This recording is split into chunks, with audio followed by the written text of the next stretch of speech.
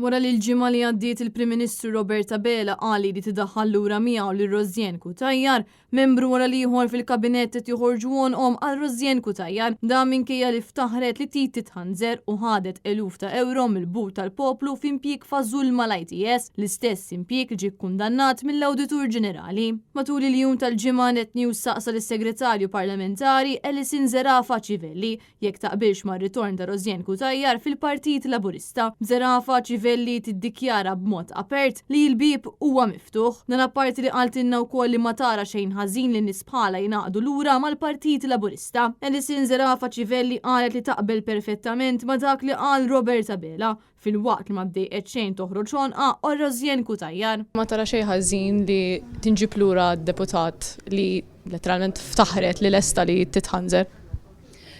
Jiena naqbel ma dak li qal il-Prim Ministru, aħna l-bibien tagħna miftuħa għal kulħadd. F'April tas-sena li għaddiet wara diversi appelli mis-soċjetà ċivili, ġurnali, esperti, opinjonisti u mill-Partit Nazzjonalista, Rożien Kutajjar irreżenjat mill-Partit Laburista għalkemm qatt ma kienet imkeċċija minn Roberta Bela bil-Prim Ministru jgħid li l-Labor ħapas ta' dixxilpina wara li kien żvelat il-kontenut ta' ċett sigriti ma' Jorgen Fenek. Imbagħad f'Novembru li għadda l-Uffiċċju tal-Awditur Ġenerali iddeskriva l-impjieg ta' Rożien Kutajjar bħala wieħed fals imħallas mill-fondi pubbliċi eluf ta' euro li għadhom ma ingħatawx lura. Madankollu meta affaċċjata bid-domandi ta' Net News is-Segretarju Parlamentari Alison Zerafa Civelli repetutament qalet li l-bib huwa miftuħ anke għal Rożien Kutajjar għalkemm it-tieni darba kienet aktar kawta qabel ma qabdet u jiġbed. Ġifieri taqbel Rożien Kutajjar tidħol lura fil-Partit Laburista?